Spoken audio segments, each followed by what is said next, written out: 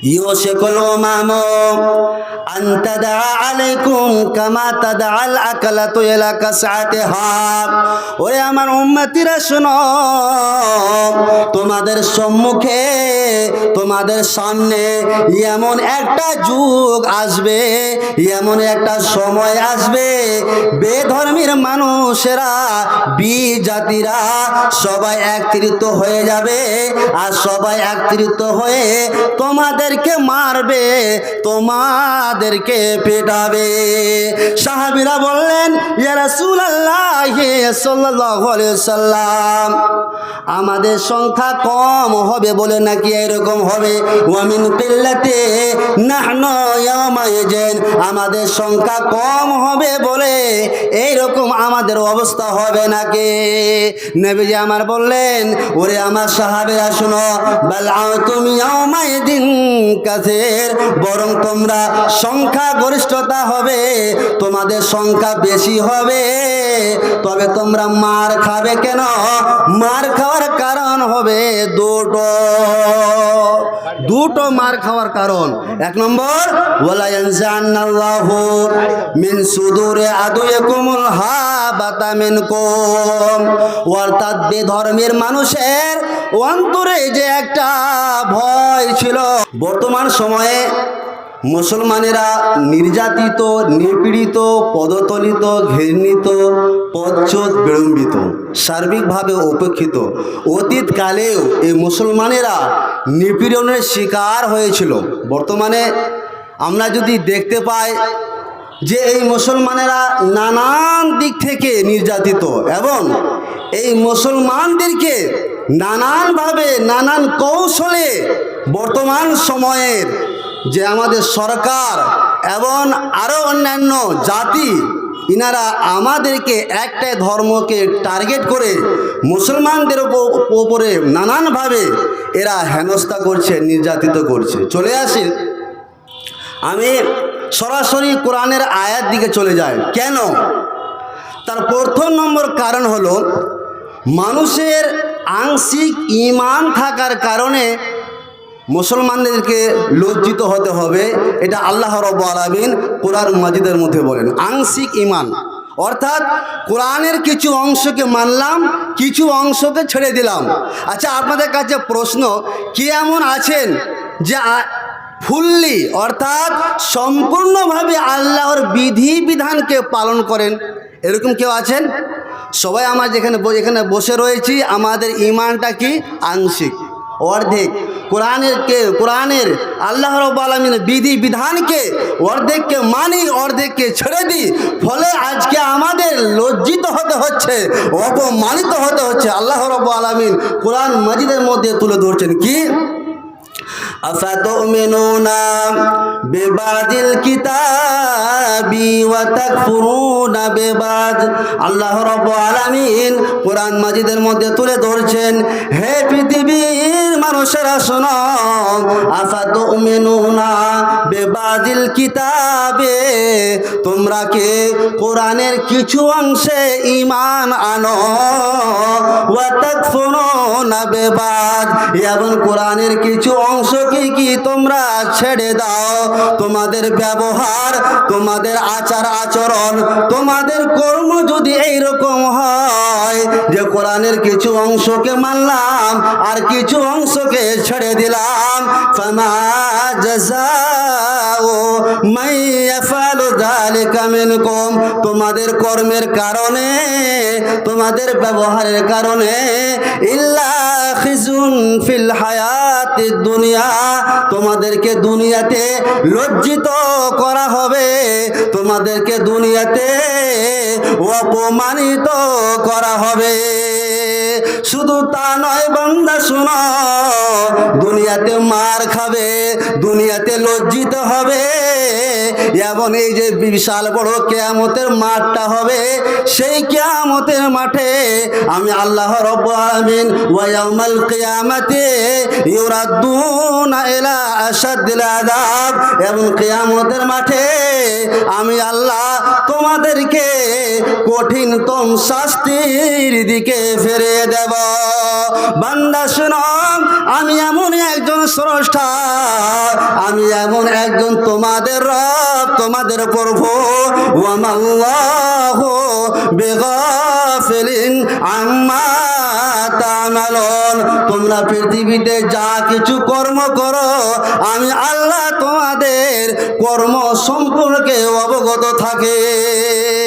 অর্থাৎ তোমাদের কর্মতে আমি উদাসীন নন, তোমাদের কর্মের ব্যাপারে আমি আল্লাহ সব কিছু খবর রাখি। কাজে বান্দা শোনো, তোমরা যদি দুনিয়াতে সম্মানীয় হতে চাও, তোমরা যদি দুনিয়াতে লজ্জিত হতে না চাও, তাহলে তোমাদের কর্মকে ইয়া আইয়ুহাল্লাযীনা আমানু দুখুলু ফিস-সিলমি কাফা, হে পৃথিবীর মুসলমানেরা শোনো, তোমরা যদি দুনিয়াতে সম্মানীয় হতে চাও, তাহলে ইসলাম ধর্মে তোমরা পরিপূর্ণরূপে দীক্ষিত হয়ে যাও। তোমরা ইসলাম ধর্মে পরিপূর্ণরূপে প্রবেশ হয়ে যাও।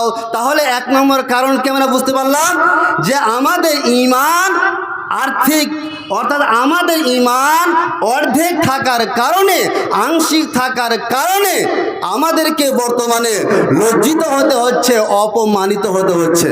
তাহলে আমাদের করণীয় কি, যে আমরা ইসলাম ধর্মে আমাদেরকে পরিপূর্ণরূপে দীক্ষিত হতে হবে, পরিপূর্ণরূপে আল্লাহর বিধি বিধানগুলোকে, আহকামগুলোকে মেনে চলতে হবে। Number one. 2 নম্বর হলো, আপনি ঈমান নিয়ে চলে আসলেন, আল্লাহর পূর্ণ বিধানকে মেনে নিলেন। মেনে নেওয়ার পরে আপনার কাজ হচ্ছে, আপনার কর্ম হচ্ছে সৎ কাজ করা। কোন কাজ করা? সৎ কাজ করা। আল্লাহ রাব্বুল আলামিন কোরআন মাজিদের মধ্যে বলেন, মান আমিলা সালিহান মিন যাকারিন আও উনসা। আরে পৃথিবীর মানুষেরা শোনো, মান আমিলা সালিহান মিন যাকারিন আও উনসা, তোমাদের মধ্যে মেয়ে হোক অথবা ছেলে হোক, যেই হোক না কেন, শর্ত হলো ওয়া হুয়া মুমিনুন, মুমিন হতে হবে। মুমিন হয়ে যাওয়ার পরে আমার আল্লাহ ফর্মুলা বলছেন, বান্দারে শোনো, দুনিয়াতে তোমরা যদি সম্মানীয় হতে চাও, তাহলে তোমাদের কাজ হচ্ছে মান আমিলা সালিহান, সৎ কর্ম করা। যদি তোমরা সৎ কাজ করে নাও, তারপরে আমার আল্লাহ বলছেন, ফালানুহইয়ান্নাহু হায়াতান তাইয়্যিবা, আমি এমন একজন স্রষ্টা বান্দা, যে তোমরা আমার প্রতি ঈমান নিয়ে এসেছো বলে, তারপরে সৎ কর্ম করেছো বলে, আমি এমন একজন স্রষ্টা, ফালানুহইয়ান্নাহু হায়াতান তাইয়্যিবা, আমি আল্লাহ তোমাদের জীবনটাকে আমি আল্লাহ সুখময় বানিয়ে দেব। শুধু তা নয় বান্দা, ওয়ালা নাজজিয়ান্নাহুম আজরাহুম বিআহসানি মা কানু ইয়ামালুন। বান্দারে শোনো, তোমরা সৎ কর্ম করেছো বলে আমি আল্লাহ দুনিয়াতে তোমাদেরকে সম্মান দেব, তোমরা রেসপেক্ট পাবে। তার পাশাপাশি কিয়ামতের মাঠে আমি আল্লাহ তোমাদের উত্তম প্রতিদান দেব। জি, তাহলে লাভ কয়টা হলো? যদি আপনি আল্লাহর প্রতি ঈমান নিয়ে চলে আসেন, সৎ কর্ম করেন, তাহলে আল্লাহ রাব্বুল আলামিন গ্যারেন্টি দিচ্ছেন যে আমি তোমাদের জীবনটাকে সুখময় বানিয়ে দেব।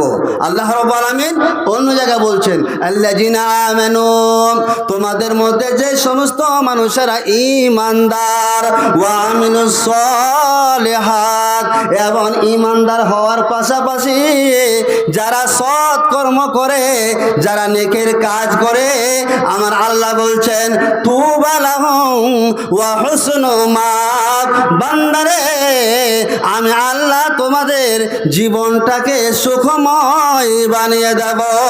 ওয়া হুসনু মাআব, এবং কিয়ামতের মাঠে আমি আল্লাহ তোমাদের উত্তম প্রতিদান দেব। তাহলে আমাদের কর্ম হলো আমরা আল্লাহর প্রতি ঈমান নিয়ে আসলাম, ঈমান নিয়ে আসার পাশাপাশি সৎ কর্ম করতে হবে, নেকির কাজ করতে হবে। তাহলে আল্লাহ রাব্বুল আলামিন গ্যারেন্টি দিচ্ছেন, বান্দা আমি আল্লাহ তোমার জীবনটাকে সুখময় বানিয়ে দেব। 3 নম্বর, বর্তমান সময়ে মুসলমানেরা নির্যাতিত কেন হচ্ছে? 3 নম্বর কারণ কি? বর্তমান সময়ে মুসলমানেরা শিরক নামক যে গুনহার কাজটা, সে কাজটা আমরা করে থাকি না। দেখবেন যে একজন মুসলমানের বাচ্চা দেখবেন ওর কোমরে সে দেখবেন শিরকি ধাগা বাঁধা রয়েছে, তাবিজ রয়েছে। তার পাশাপাশি আমরা আমাদের কর্মে দ্বারায় আমরা অনেক এমন রয়েছে যেগুলো আমরা শিরক করে থাকি। শর্টকাটে বলছি না, শিরক খুবই ভয়ঙ্কর পাপ। পৃথিবীতে সবচেয়ে বড় পাপ, সবচেয়ে মহাপাপ হচ্ছে শিরকের মতন কাজ করা। তাহলে এই কাজটাকে বর্জন করতে হবে। এটা হচ্ছে একজন মুমিনের পরিচয়।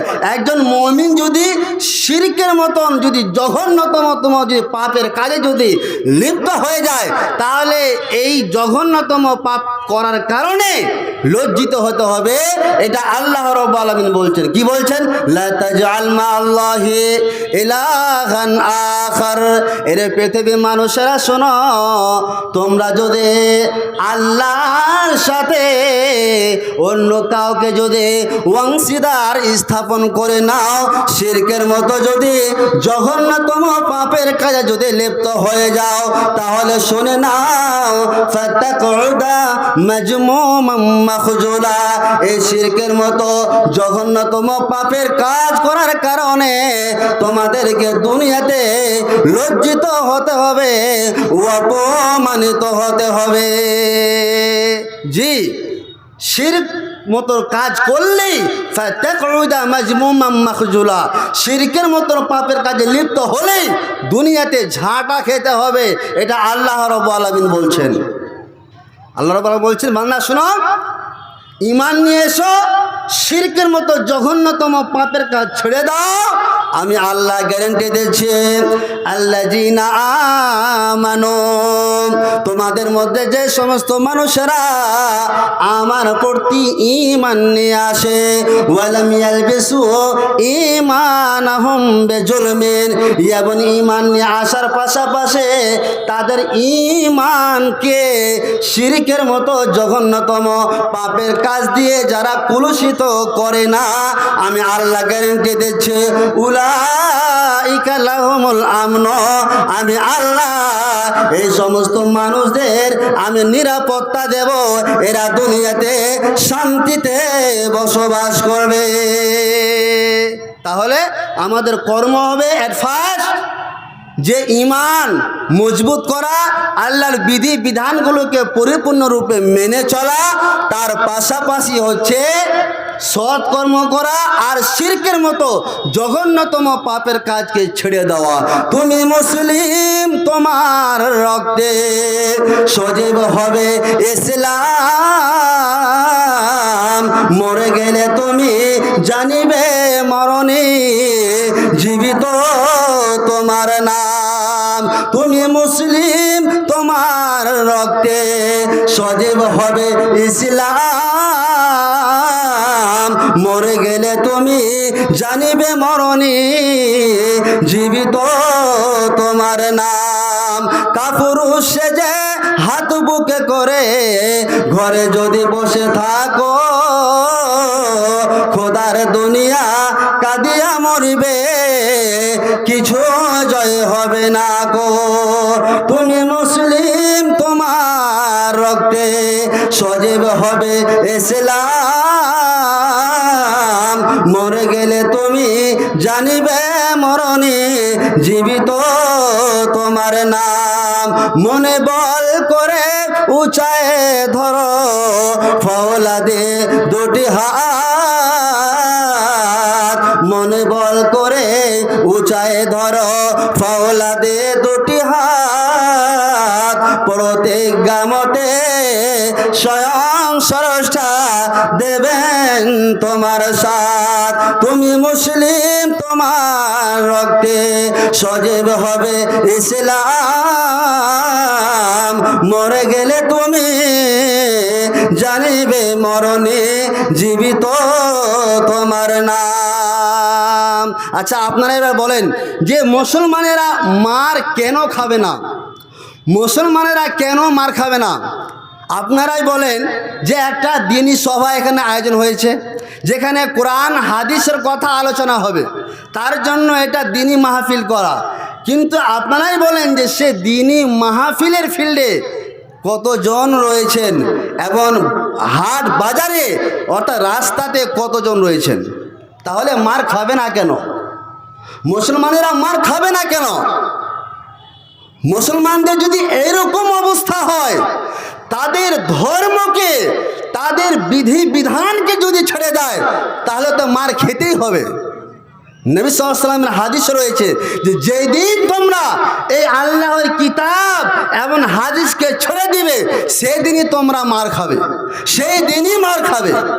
তাহলে মার যে আমরা খাচ্ছি আমাদের কর্মের কারণে, আমাদের ব্যবহারের কারণে আমরা মার খাচ্ছি। জি, এবার চলে যায়। যদি আপনি আল্লাহর বিধানকে যদি না মানেন, তাহলে আল্লাহ রাব্বুল আলামিন আরো আপনার জন্য কি শাস্তি রেখেছেন শুনে নেন। আল্লাহ রাব্বুল আলামিন বলছেন, ومن أعرض عن ذكري فإن له معيشة ضنكا। এরে পৃথিবীর মানুষেরা শোনো, তোমাদের মধ্যে যে সমস্ত মানুষেরা আমাকে স্মরণ করা থেকে এড়িয়ে চলল, আমার বিধি বিধানকে উপেক্ষা করে চলল, আমার আইনকে যারা মানল না, শুনে নাও, ফাইন্না লাহু মাঈশাতান জানকা। আমি আল্লাহ রাব্বুল আলামিন এই সমস্ত মানুষদের জীবনটাকে সংকীর্ণ করে দেব। জি, তাদের জীবনটাকে আল্লাহ রাব্বুল আলামিন সংকীর্ণ করে দেবেন। অর্থাৎ ওই সমস্ত মানুষেরা দুনিয়াতে ঝাঁটা খাবে, মার খাবে। শুধু তা নয়, আল্লাহ রাব্বুল আলামিন তারপরে বলছেন, ওয়া নাহশুরুহু ইয়াওমাল কিয়ামাতি আমা। কিয়ামতের মাঠে আমি আল্লাহ এই সমস্ত মানুষদেরকে অন্ধ অবস্থায় উঠাবো। জি, আল্লাহ রাব্বুল আলামিন অন্ধ অবস্থায় এই সমস্ত মানুষদেরকে উঠাবেন। এবার আপনাদের কাছে একটা প্রশ্ন, যে একজন চক্ষুষ্মান ব্যক্তি, যেই লোকটার দুনিয়াতে চোখ ছিল, ওই লোকটাকে যদি কিয়ামতের মাঠে অন্ধ অবস্থায় উঠানো হয়, তাহলে ওই লোকটার প্রশ্ন হবে কি না? কি প্রশ্ন হবে? ইয়া রব্বি।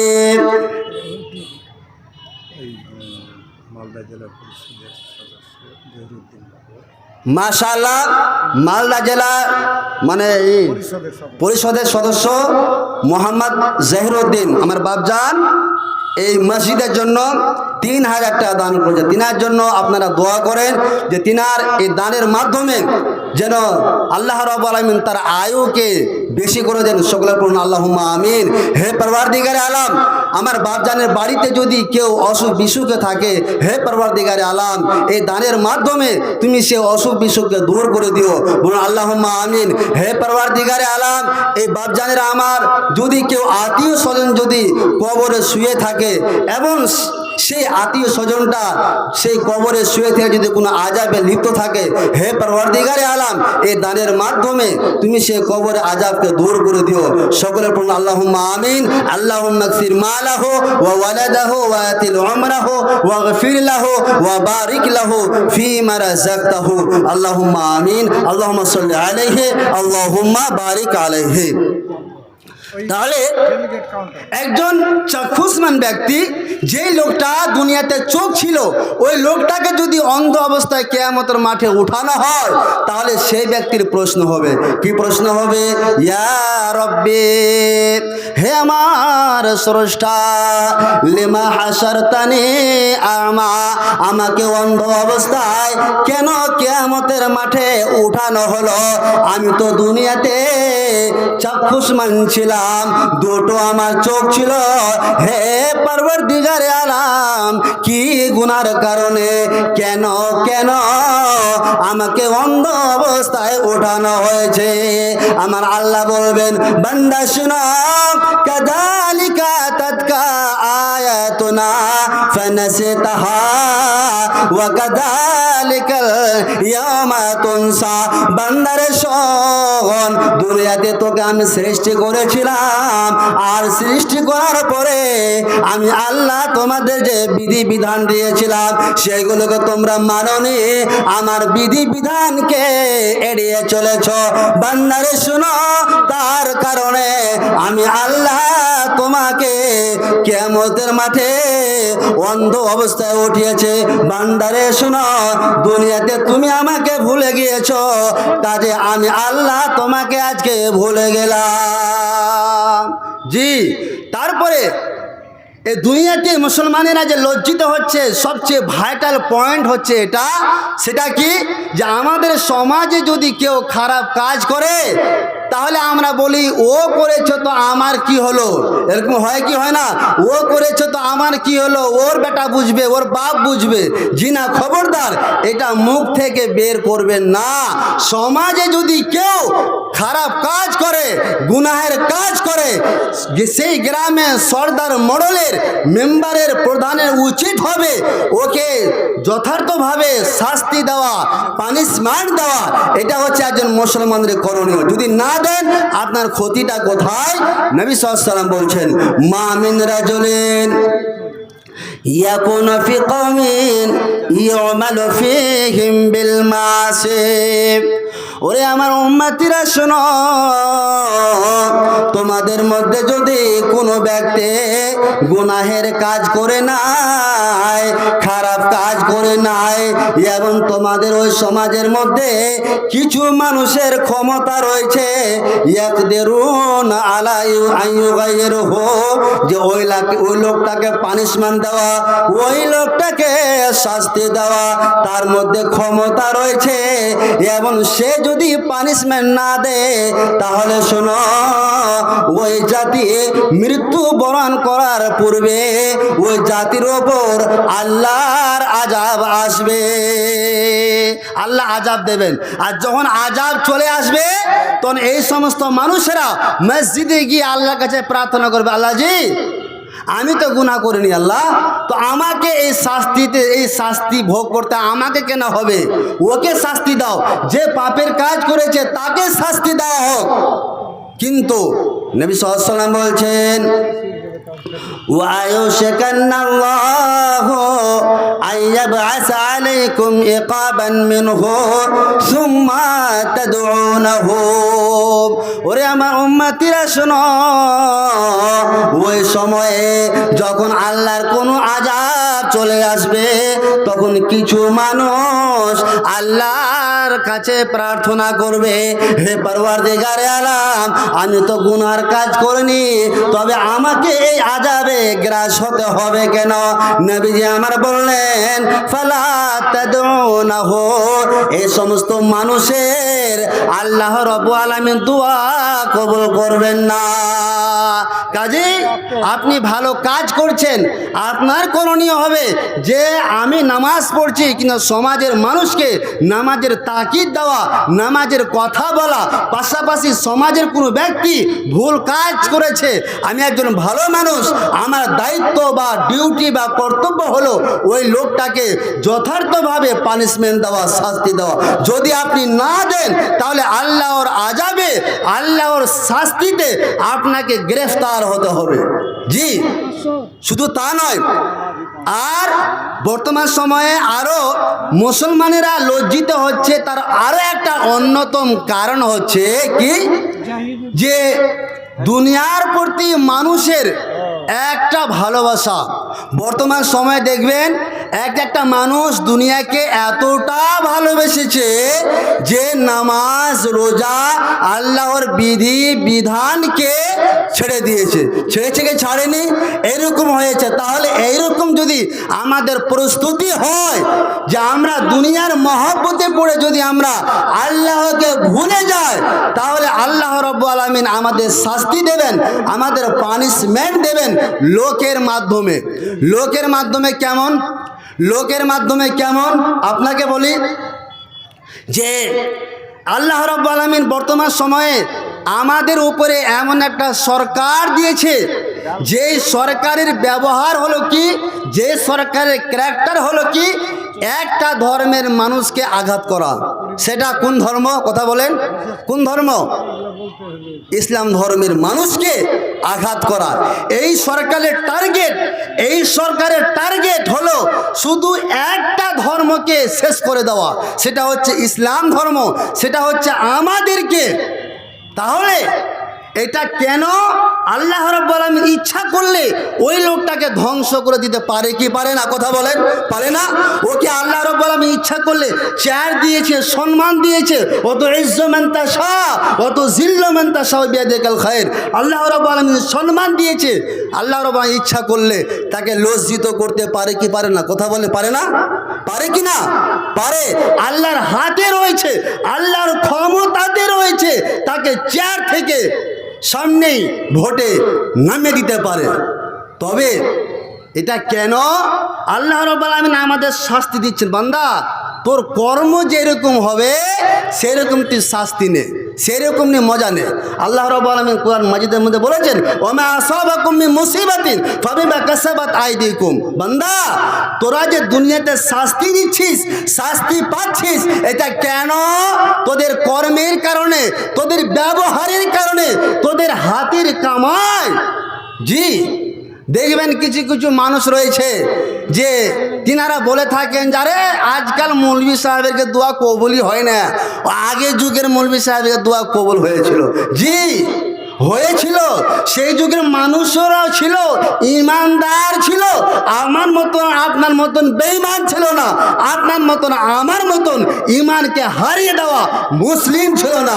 তাদের ইমান ছিল মজবুত, তাদের ইমান ছিল মজবুত। তবে হ্যাঁ, আন্দোলনটা বজায় রাখতে হবে, আন্দোলনকে বজায় রাখতে হবে। তাহলে আল্লাহ রাব্বুল আলামিন হতে পারে আন্দোলনকে বজায় করার পাশাপাশি, আন্দোলন চালাবার পাশাপাশি কর্ম হবে ইমানকে শক্ত করে দেওয়া, সৎ কর্ম করা, শিরকের মতন জঘন্যতম পাপের কাজকে ছেড়ে দেওয়া। তার পাশাপাশি সমাজে যদি কেউ খারাপ কাজ করে তাহলে তাকে দাওয়াত দেওয়া, ভালো কাজের আদেশ করা, মন্দ কাজের নিষেধ করা।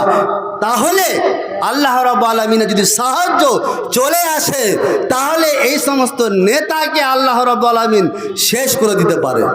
জি, আল্লাহ রাব্বুল আলামিন কোরআন মাজিদের মধ্যে বলেছে, বান্দা, যেই দিন তোরা দুনিয়ার প্রতি মহব্বত ভালোবাসা যেদিন তোদের বেড়ে যাবে, সেই দিনে তোরা দুনিয়াতে শাস্তি নিবি। হাদিসটা কি? নবী সাল্লাল্লাহু আলাইহি ওয়াসাল্লামের একটা হাদিস। নবী সাল্লাল্লাহু আলাইহি ওয়াসাল্লাম বলেছেন, কি বলেছেন? ইউশিকুল উমামু আন তাদা আলাইকুম কামা তাদাল আকালাতু ইলা কাসআতিহা।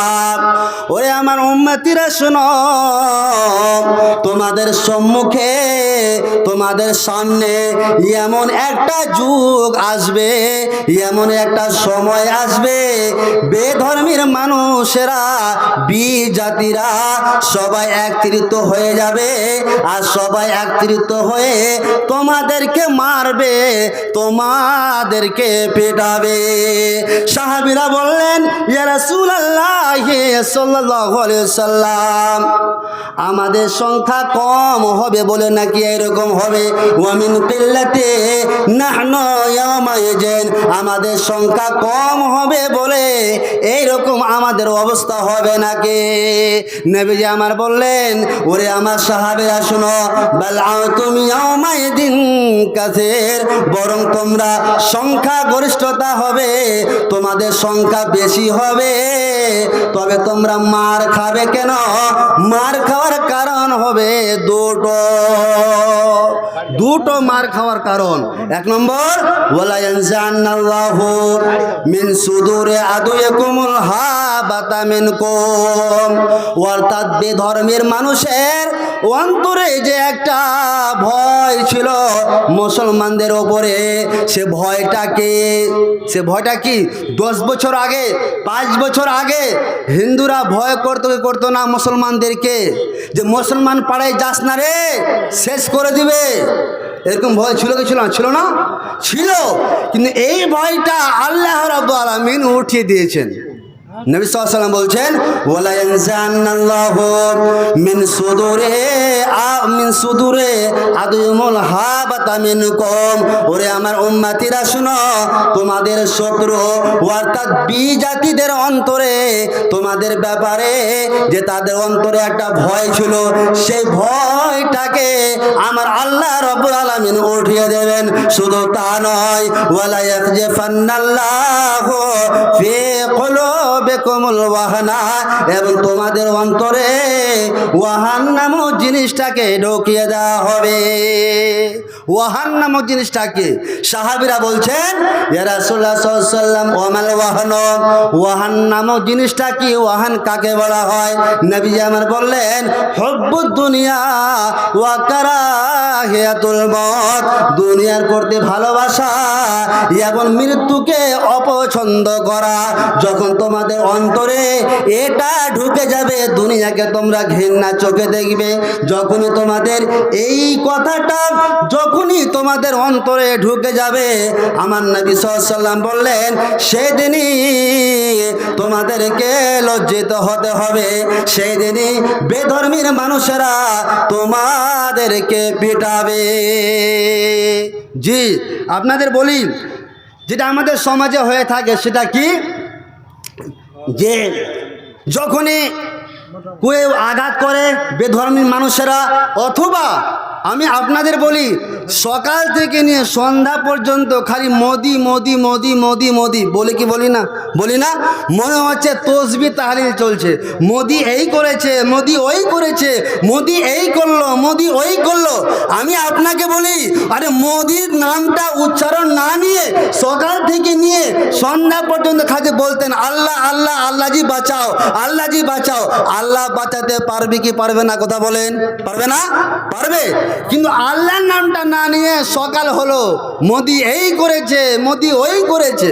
জি, তাহলে তো দুনিয়াতে মার খেতে হবে। উচিত ছিল আল্লাহর নামটাকে উচ্চারণ করা, উচিত ছিল সকাল থেকে নিয়ে সন্ধ্যা পর্যন্ত আল্লাহকে ডাকা, আল্লাহজি তুমি আমাদেরকে এ পাপের কাজ থেকে বাঁচাও। কিন্তু আমরা বাঁচাই না, কিন্তু আমরা সেই আল্লাহর নামটা নিই না, ফলে আল্লাহ রাব্বুল আলামিন আমাদের শাস্তি দিয়ে থাকেন। আপনাদের বলি, ইমাম বুখারী রাহিমাহুল্লাহ একটি বাব বেঁধেছেন, বাবু জিকিরে মা লাকিয়ান নবী সাল্লাল্লাহু আলাইহি সাল্লাম বিল মুশরিকিন, যে সাহাবা এবং নবী সাল্লাল্লাহু আলাইহি সাল্লামকে মুশরিকিনেরা কতটা অত্যাচার করেছিল সেই সম্পর্কে।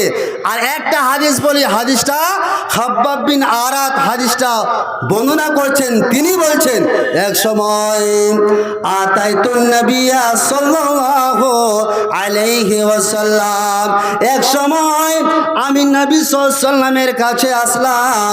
আর ওই সময়ে নবী সাল্লাল্লাহু আলাইহি সাল্লাম ওয়া হুয়া বুরদাহু ফি জিল্লিল কাবাতে, কাবা ঘরের ছায়ার নিচে একটা চাদরে হিলান দিয়ে ঠেস দিয়ে নবী সাল্লাল্লাহু আলাইহি সাল্লাম বসে রয়েছেন। তো খাব্বাব বিন আরাত বলছেন, আমি আসলাম। আর সে সময় ওয়াকাদ লাকিনা মিনাল মুশরিকিনা শিদ্দাতান, আর সেই সময়ে মুশরিকিনেরা আমাদের উপর নানানভাবে নির্যাতন করত, নানানভাবে অত্যাচার চালাতো। আর সেই সময়ে আমি নবীজির কাছে গেলাম, আর নবীজিকে বললাম, ইয়া রাসূলুল্লাহ সাল্লাল্লাহু আলাইহি ওয়াসাল্লাম, আলা তাদউল্লাহ লানা, আপনি আমাদের জন্য দোয়া কেন করছেন না আল্লাহর কাছে? কিসের দোয়া? যা আমাদের উপরে মুশরিকিনারা যা নির্যাতন করছে, নানানভাবে নির্যাতন চালাচ্ছে, তাহলে আলা তাদউল্লাহ লানা, আপনি আমাদের জন্য আল্লাহর কাছে কেন প্রার্থনা করছেন না?